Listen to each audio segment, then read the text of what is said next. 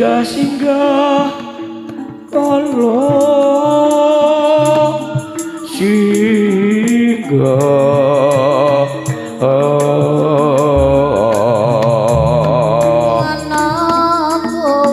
tansu minggah purba kolodosu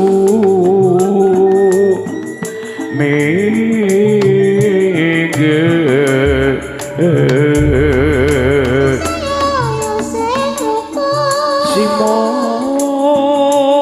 suku Simo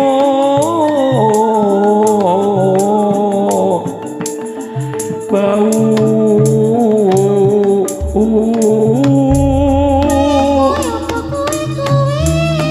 Simo ulu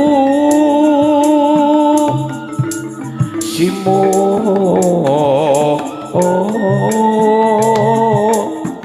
sirah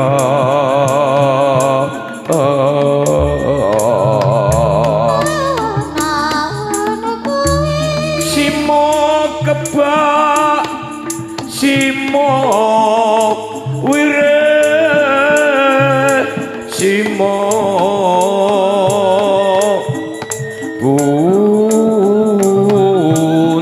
buntut sira kabeh sumira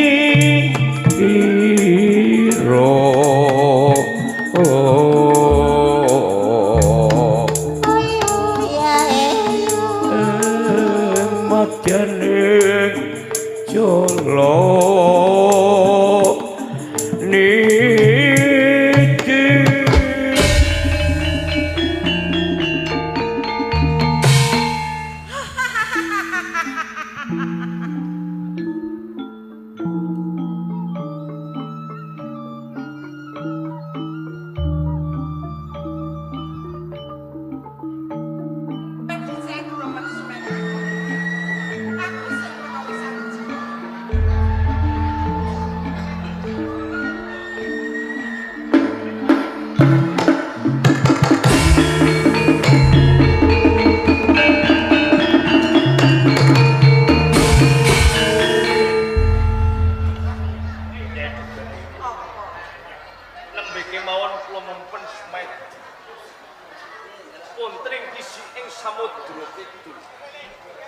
Lajeng panjenengan digaraken nanging kula percaya wonten batuk napa sang jiwa kabeh mawon wis krasa dene kang sira mapan semet dening Ki Samudra Kidul panas banget hawane kula aku pengen takon marang sliramu ana wigati apa nganti kang sira mapan semet dening Ki Samudra Kidul mung kula tresna dhateng panjenengan Nyai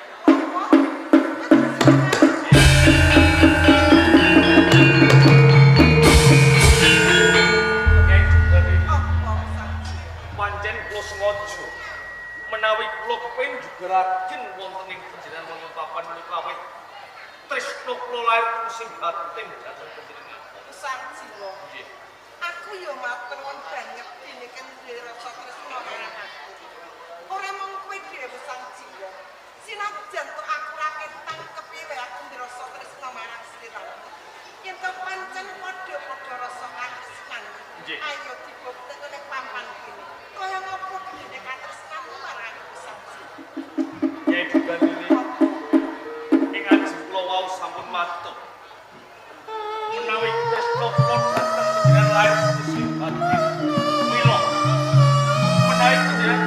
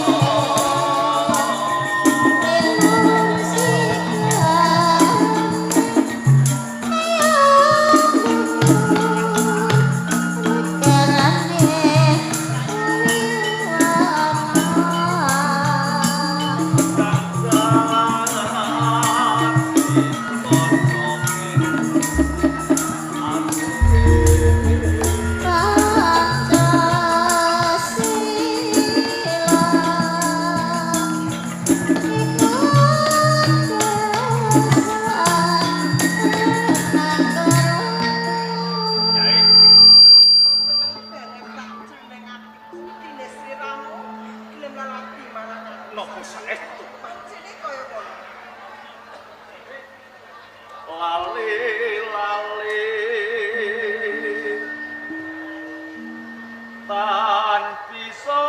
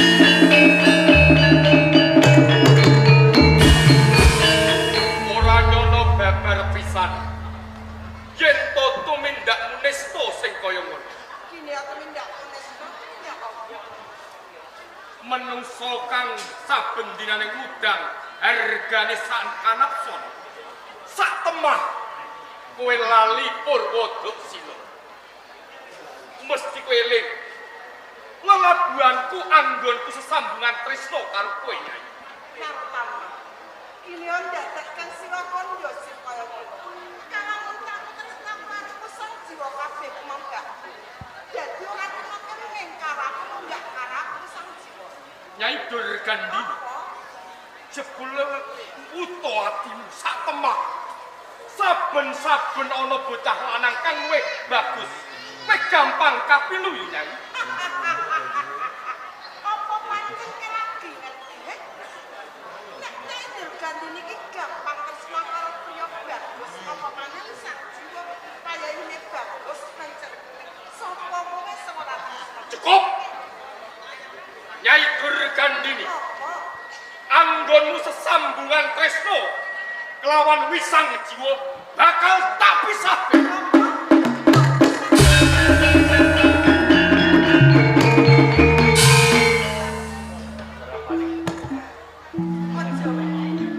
wisang jiwa watek bagus pasoryam iya nanging tumindakmu wis kaya dene iblis pancen watake wong lanang yo koyo ngene. Yen wektu dina iki kowe ora ditresnani lawan Nyai Durgandini. Lan ngono wae ketari. Yen pancen ora bali ning papan dhewe bakal pateni. Sanji, ya. Aku gelem bali ana ing medang kauripan. Yen to gune wis sanji gemlundung ing papan.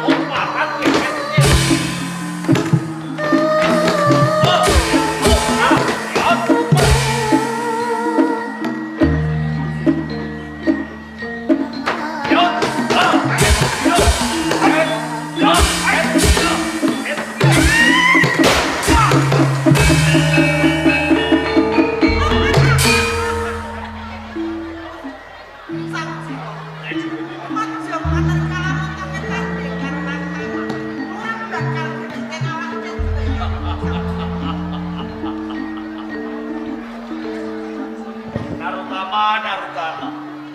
Ngono kok arep misahke nggo tresno karo Nyai Dungan iki.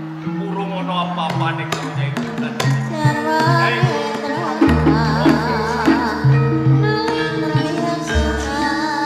Patih Narutama kendang tak pracon kang parikosanipun sasampun panjenengan tampani Aji Jaya Kawijaya.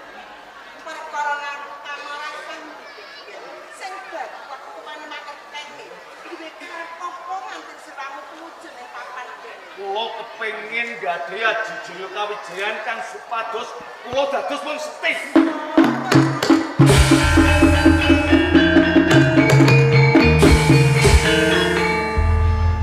Yen tak wis caket kae Dungan dene kelakon ke dadi wong sekti, dadi wong Jaya kene wae.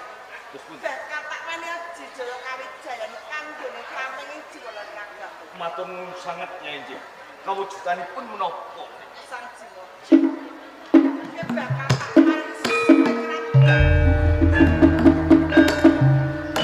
iki kanggo pramenging awakmu lan jiwa raga. Saumpama sliramu ketemu budaya apa wae ning dalan. Aja nganti lali anake sesuai kerambakan bakal ngarepke marang sing. Matur sanget menawi mekaten kula sampun dados tiyang sekti. Tiyang boten nate kawonaken kalih pawongan seperti mawon. Panjenengan Matur sanget. Nggih. aja enak kapenaken wong pas sesuai kerambang saka tangan. Ing menapa kados Ora mung cukup kuwi sang jiwa. Sakwise ketampa sesuai kerambang saka tangan. Suwene 40 dina suwene. Aja nganti kowe cedhak karo wong wadon. Sinajan wong wadon bojomu sang jiwa. sekawan dosa dinten. Kula boten pikatuk cekak salah sawijining raja to Sinajan to bojomu ora entuk sang jiwa. Nyai Apa? najan to awrat kados tapa. Menika sampun dados ligajengan kula badhe kula lamai. Rene kowe sanggup. Nggih. Mesake ning selawatan ing gale-gale Bali. Swanten saling ramane sang jiwa. Oh, matur. Pangestu. Ya, sekalian.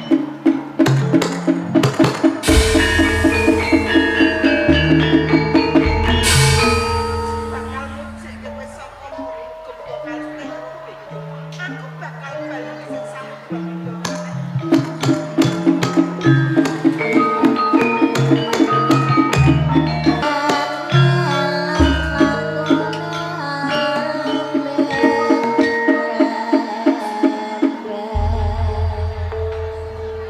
Jayapati lenggah ira mundo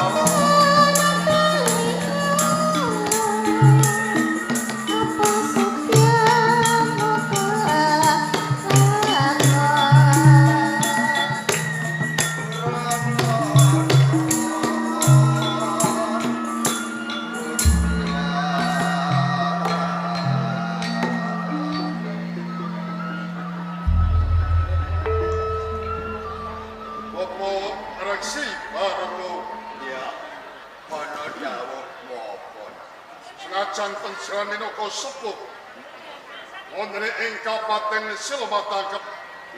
Saben-saben swan ndika ngaturake sembah nggih kula tampi. Nanging kula boten katalumben ngurangi suba lan sito. Salam talip kula katur. Ya, tak tampa gawe senenge atiku. Ya kosok baine pangestu ditampani. Kakak kukup anggen kula nampi. Mungkin dadosaken simat Bopo. Kepala luguh Kang Prayogi. Bopo cekel Laksmana. Dawuh nggih. Winantra harja sandika Selamat wonten ing kabupaten. ora nalangan apa-apa. Ora tetang. Piye? Satakene wong tuwa tampanono ya nggih. Otambi mungkin dadosaken simat Bopo Walang Sungsang. Ya. Lan penjenengan Bopo Reksi Barto. Bopo cekel Laksmana menika ingkang kepitados dhateng penjenengan minangka guru sesepuh wonten ing Kabupaten Silomatangkep. Iya. Bopo, Nggih. sasampunipun kula dados siswa penjenengan minangka pengayoman wonten ing Kabupaten Silomatangkep kados pundi panyawan penjenengan. Upamane dikawang sumunan kaya lampu dua-duan. Tetek piatek gagah gede dhuwur apa to sing nandingi. Kaulane akeh. Negarane kematripan. Ora ana sing kurang babar pisan to nggih. Matur nuwun saya dhateng pangawan bolo penjenengan. Nyata. Kepala legah ingkang prayogi. Iya. Ik Ki paring kawuh Kanjeng. menawi kewajiban katentreman kono ing Kabupaten Silomatangkep sing dapasrake marang Sira Kepri. So Kanjeng Adipati menani babakan ketentreman wonten ing Kadipaten Silomatangkep. Pun panjenengan boten sesakuatos amargi menapa sedaya para kawula wonten ing Kabupaten Silomatangkep sampun siap siaga wonten ing hati. Menika leres Kanjeng Kang Prayogi. ngestoaken dawuh Bopo Reksi Bargo. ana dawuh napa. Najan penjenengan nika salah sajeti yang sepuh kula iki guru kula. Saben kala masane penjenengan kula rawaken. Nanging ampun ngantos tinapa kula menika ngirangi trapsila dhateng penjenengan. Ya, mergo aku tresna karo panjenengan. Nadyan to salah tak anggap bener, ala tak anggap apik. Ning kabeh mau yen tak gagas ora ana tanglewa.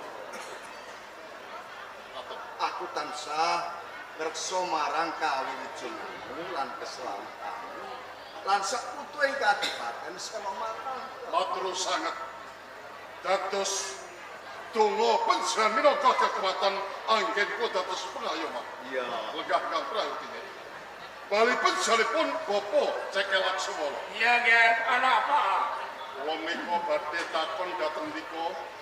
Takon bapak-bapak. Bapak. Saben-saben kula badhe jagake suku. Swan ana ing Kraton Medang. Ngarsanipun Sang Prabu Teguh Darmawangsa. Ini menapa penjahat candhet. Kene menapa penjahat candhetan moko kula menika rumasan. Yen Kabupaten Silomatangkep nika tasih kabawah paprintah wonten ing Medang kauripan. Nggih. Apa to sebabe? Saben-saben slira dalem arep netepi kewajiban asok glondong pengarep-arep ing kraton Medang. Nggih. Kudune kok petong nggih. Pisan ngrugekke Kadipaten Silomatangkep. Tenembangane diaturke Medang. Luwih becik diparingke kawula sing padha nandhang kurang. Iki kaping pindhone nggih. Lamun to sira sowan ing Medang. Salah. Dasaripun Salahe. Sapa to Ratu Medang? Ratu Medang iki wong bengkanane. Wong saka ing Bali Bileleng. Diajak ing tanah Jawa. Pak medal sakmenika. Iya. Nggih, lajeng Lah, mula kuwi apa wong tanah Jawa, wong pribumi ora iso dadi ratu. Lho, tanah Jawa kok diratoni wong bengkanane. Ger, kok Suparko Suparno aku arep nyambung ature Cakal Laksa. monggo andhelaken. Cakal. Kowe aja ngendomono karo Erlangga. Lah kene. Yen kok sawang Erlangga ki pancen dudu wong Praja, Ya iya, wong saka Bali. Bali. Nanging sawangan sapa garwane Anantawi Kramatunggal Dewi. Ngerti ya? Putrane Teguh Darmawangsa. Teguh Darmawangsa putrane Makutawangsa. Makutawangsa turun saka Murawan, Jenggala lan Kediri. Jenggala kan negara Watang Mas. Dadi turun maturun kuwi anake iso dadi ratu. Kejaba sangka kuwi Cakal. Kok kowe nundomono wong manca, lho kowe iki wong ndi to? Kowe kuwi ya wong manca. Wong saka Kapilawas, saka India. Ya toh? Ya. Kowe neka ing tanah Jawa, iki bisa kowe dodol jamu, barang sulap. Ya toh? Bareng ana prajurit saka Seloma tangkep lagi tatu gaman watu peperangan. Kok tambani iso mari bandul kowe saiki diangkat dadi para paran ana ing Kadipaten Seloma tangkep. Bargawa. Apa? Aja ngudono aku. Aku ning tanah Jawa iki perkaya pinter tukang jamoni wong, tukang nambani wong, Ngono. Lah iya, tanpa aku wong pinter ora bisa dadi pananku. Tak tutupno rikala kowe ngundomono karo Erlangga. Tutupno piye? Erlangga kae patihe sapa Narutama. Narutama kebak ing kasusilan, kebak ing tata krama. Ya apa ora? Ya. Muridé sapa? Empu Barada. Empu Barada ki nek mulang murid kuwi tulus. Manggon dalan kang bener, papan kang becik. Ora gelem ngrugakake marang liya. Kok njur kowe uju-uju. Bargawa. Apa? Kowe ngalem wong liya, kowe nggunggung wong liya mergo kowe seneng. Ora. Mergo kowe seneng, nek ora seneng. Ngono lho Cekel. Nek aku kuwi ngalembono karo Erlangga lan Narutama, kae wong bener kae ratu. Ya toh? Dadi Seloma tangkep kabawah ana ing Medang kauripan, iki kewajiban. Ora cocok. Ora cocok, Ger. Ora cocok. Pun sabar. Sakmenika kula badhe nantur dhateng penjahan. Bersamu piye? Monggo Cekel Nggih. menawi penjahan kula kedah kados pundi. Kudune ndak, Ger. Ngwalake jajan balelo saka Medang.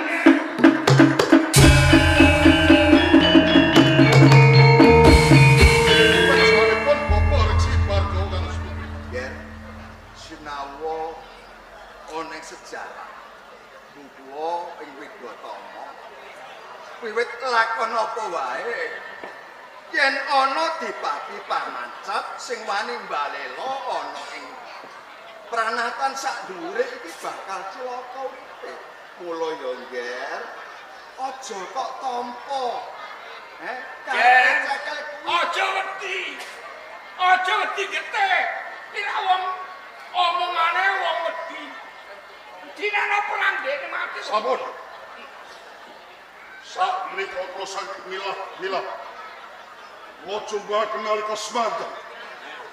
Perang adat antara Morawari sak menika turun dhateng putranipun. Ing Selawataken dereng wonten krampon ing Pancaka kula. Ngepinake dadi ratu-ratu ana ing Nusantara. Mila wedal sak menika ingkang kula kengko Bapa Cakra Sumana.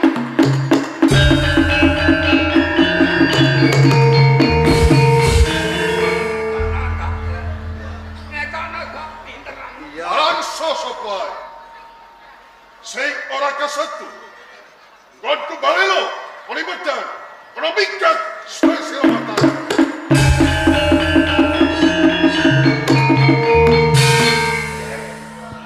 aku wong tuwa bae Kros aku kok singgol Kros ya nang ngelino ya Nger salah yang balane akeh kuwi menang nanging wong menang durung ujian bener aku ki wong ujian nanging yo Ger aku meneng karo kowe aku tuh gak waru rame-rame nek ana apa-apa aja nutuh karo aku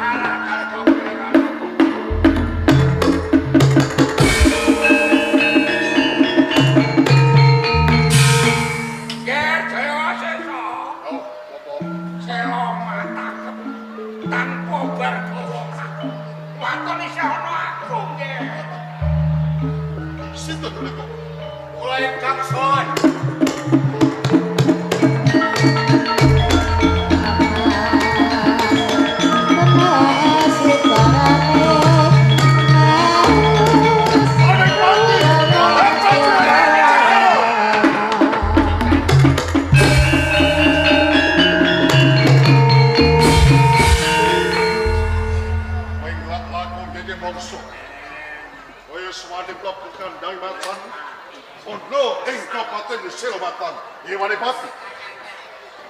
Nek ono ke barang-barang amo, kowe dadi unsane Sang Prabu Erlangga.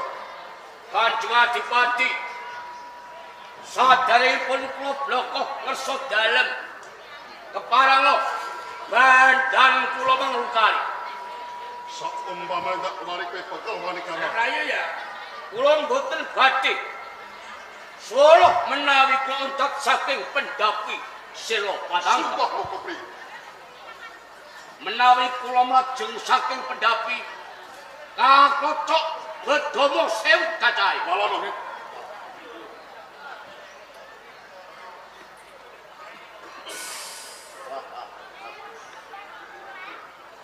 Wanipati, Kanjeng Adipati Jayawasesa atos sing ratu medang.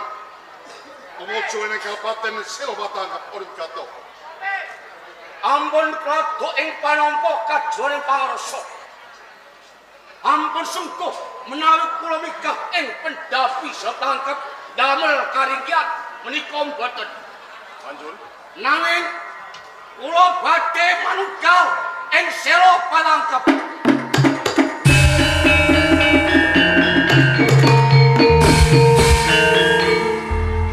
Sertifikatono.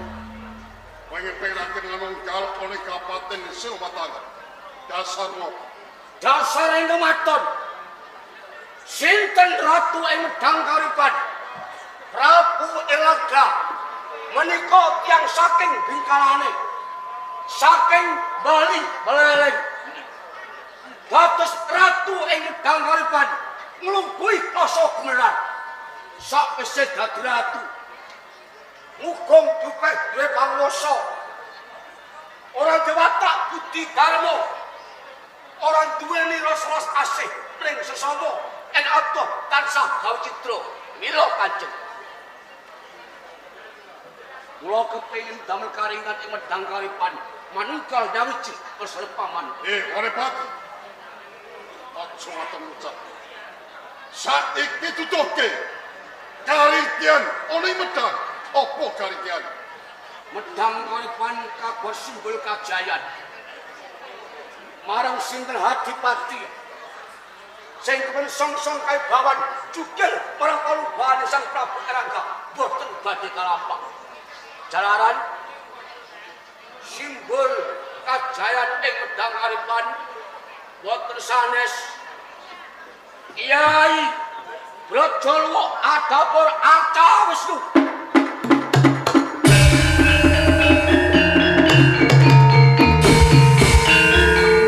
Yang dados nggih. Sak menika kula sampun pitados dhateng Paripati. Angken kula ngepirake kulingake ana ing medal Paripati. Iya nggih. Nyoto malang sosopan. Sing bisa gregem anane Brajalawa kang paparat Arca Wisnu. Kowe bisa dadi ratu. Dados ratu ing tanah Nengaken tak joli. Alamat iki.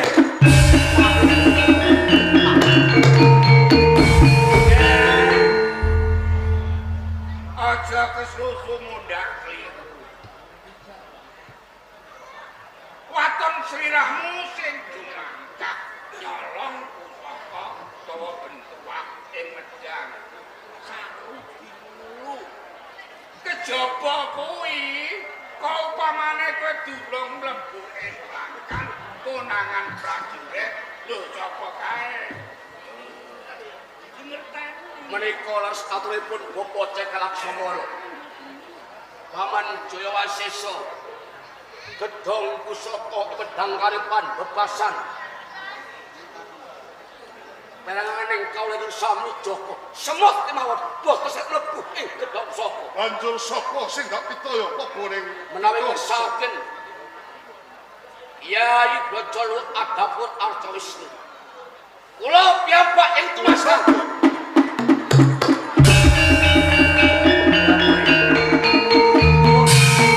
sana Paripati. Aman. Nek pancen kusaku sapilo marang pun paman mundut ana ing Brajalawa Arca Wisnu. Tidak Brajalawa kula colongi.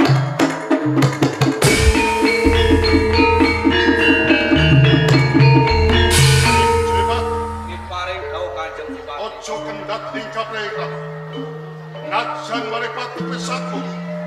Lompat terus lho. Menawi mekaten kula nyuwun tambahi pangestu. Prajurit. Prajurit.